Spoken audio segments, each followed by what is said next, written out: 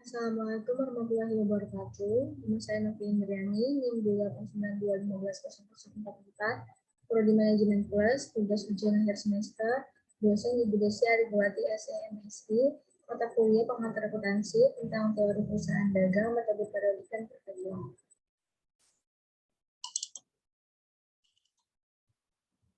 Perusahaan dagang adalah suatu perusahaan yang memerlukan berbagai jenis produk yang dijual untuk keperluan konsumen tanpa merubah bentuk atau wujud barang tersebut. Banyak contoh dari perusahaan dagang, salah satunya adalah supermarket dan toko kelontong yang sering kita temui sehari-hari. Berikut jenis laporan yang dibutuhkan dalam akuntansi perusahaan dagang. Yang pertama, laporan laba rugi, yang kedua, laporan neraca, yang ketiga, laporan arus kas, yang keempat, laporan persediaan barang, yang kelima, laporan utang, yang keenam, laporan piutang. Metode periodik. Metode periodik juga disebut sebagai metode fisik karena pencatatannya dilakukan dengan cara mengecek langsung persediaan barang dagang. Perlu diingat bahwa meskipun jumlah persediaan barang hanya dicatat pada akhir periode, tetapi transaksi penjualan tetap dicatat setiap kali terjadi transaksi penjualan. A mencatat pembelian, yang B mencatat teratur pembelian, yang C mencatat biaya angkut pembelian, D mencatat potongan pembelian, E mencatat penjualan, F mencatat teratur penjualan, G mencatat potongan penjualan, H mencatat biaya angkut penjualan. Contoh soal metode periodik. PDGT Bisa merupakan perusahaan dagang yang menggunakan metode pencatatan persediaan periodik. Persediaan awal barang dagang sebesar 3.500.000 dari transaksi bulan Februari 2020. Tanggal 3, membeli barang dagang dari PD Bintang dengan jumlah 3 juta dengan syarat 2/10 N/30 dan terdapat beban angkut sebesar 250.000. Dalam akun, tanggal 3, pembelian 3 juta di debit, beban angkut pembelian 250.000 di debit, utang dagang 3.250.000 di kredit.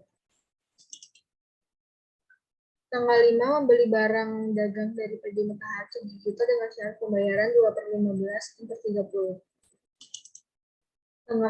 Di tanggal 5, pembelian 7 juta di debit, utang dagang 7 juta di kredit. Tanggal 6, mengembalikan barang dagang yang dibeli dari PD Matahari karena rusak sebesar 1 juta. Tanggal 6, utang dagang 1 juta di debit, teratur pembelian 1 juta di kredit.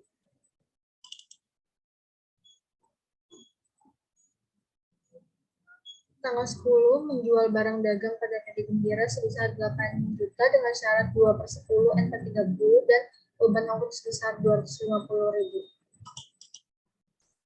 Tanggal 10, piutang dagang 8 juta di debit, beban angkut penjualan 250.000 di debit, penjualan 8.250.000 di kredit.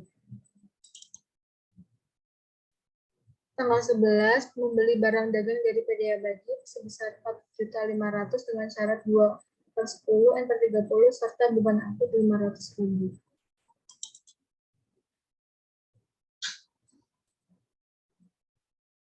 Tanggal 11, pembelian beban angkut di debit 4.500.000, pembelian di debit 500, utang dagang di kredit 5 juta.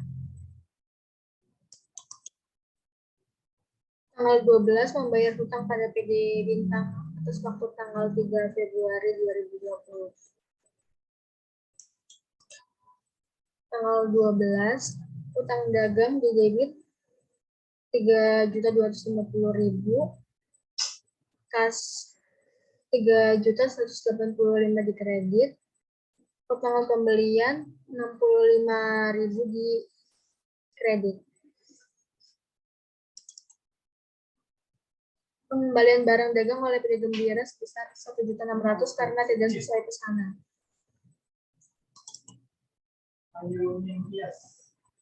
Retur penjualan 1.600.000 di debit, piutang dagang 1.600.000 di kredit. Tanggal 14 diterima pelunasan faktur tanggal 10 Februari 2020 dari Gembira. Tanggal 14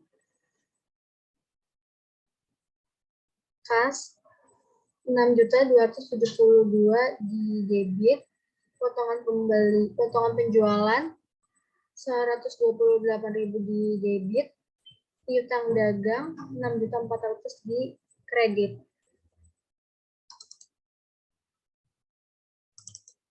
Tanggal 20 menjual barang dagang pada PD Sukses nilai 6 juta dengan syarat pembayaran 2/10, N/30 dan beban angkut sebesar 250.000.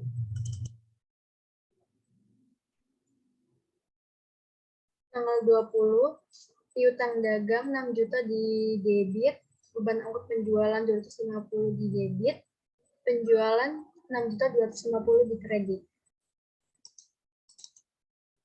Tanggal 28 pengembalian barang dagang dari PD Sukses sebesar 1.500.000. 28 retur penjualan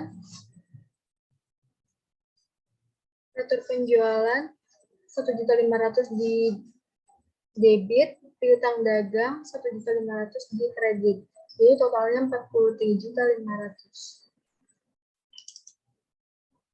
Metode perpetual, yaitu metode pencatatan persediaan di mana perusahaan akan melakukan pencatatan terhadap transaksi yang berhubungan dengan persediaan secara terus-menerus pada saat transaksi tersebut terjadi. Dalam metode perpetual, perusahaan mengadakan pencatatan secara mendetail atas biaya perolehan barang persediaan, barang dagang yang dibeli maupun dijual.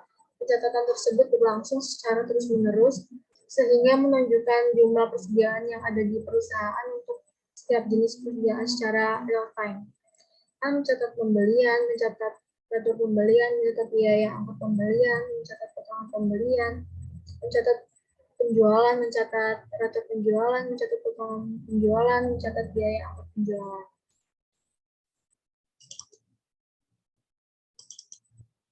Contoh soalnya, PT Cahaya Sentosa merupakan perusahaan dagang yang melakukan pencatatan berdasarkan metode perpetual. Berikut transaksi bulan Januari 2020. Tanggal 3 membeli barang dagang dari PT Bintang dengan jumlah 2 juta dengan syarat 2/10, N/30 dan terdapat beban angkut sebesar 250.000. Tanggal 3 Januari keterangannya persediaan barang dagang di debit 2 juta, beban angkut pembelian di debit 250.000, utang dagang di kredit 2.250.000.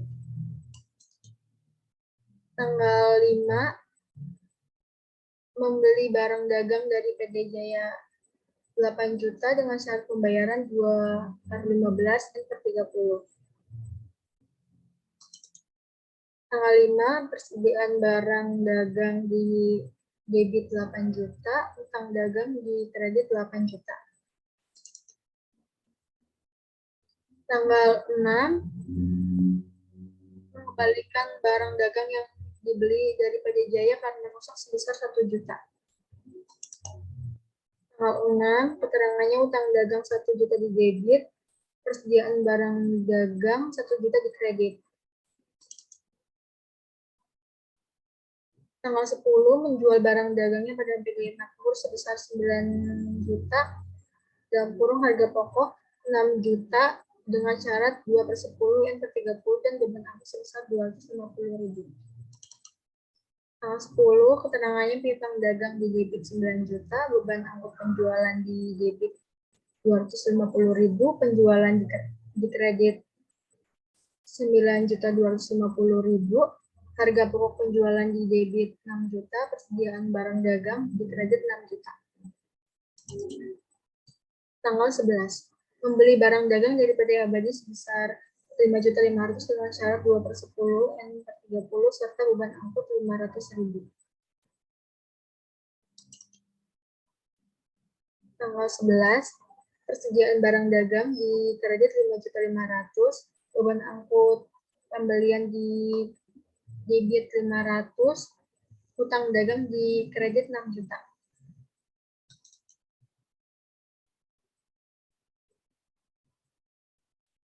Tanggal 12 membayar hutang pada PD Bintang atas waktu tanggal 3 Januari. Tanggal 12, utang dagang di debit 2.250.000, kasnya di kredit 2.185.000, utangan pembelian di kredit 65.000. Tanggal 13, pengembalian barang dagang oleh PD Makmur sebesar 1.600.000, harga pokok 1.200.000 karena tidak sesuai pesanan. Tanggal 13, ratus penjualan di kredit 1.600.000, di debit 1.600.000, piutang dagang di kredit 1.600.000, persediaan barang dagang di debit 1.200.000, harga pokok penjualan di kredit 1.200.000.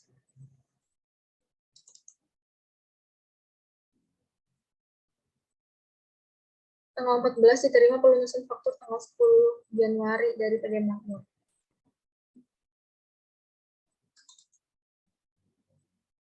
Tanggal 14, kas di debit 7.272 di debit, utangan penjualan 128 di debit, piutang dagang 7.400.000 di kredit. Tanggal 20 menjual barang dagang pada PD Cemerlang senilai 5 juta, harga pokoknya 4.500.000 dengan syarat pembayaran 2/10 N/30 dan beban angkut sebesar 250.000.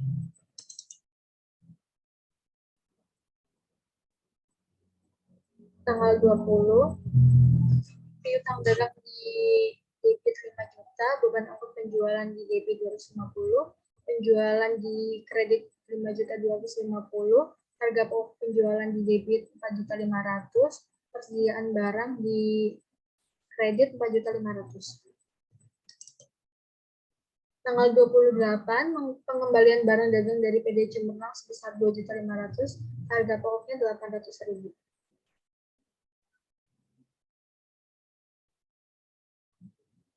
Tanggal 28, ratus penjualan di debit 2.500.000, piutang dagang di kredit 2.500.000, persediaan barang dagang di debit 800.000, harga pokok penjualan di kredit 800.000.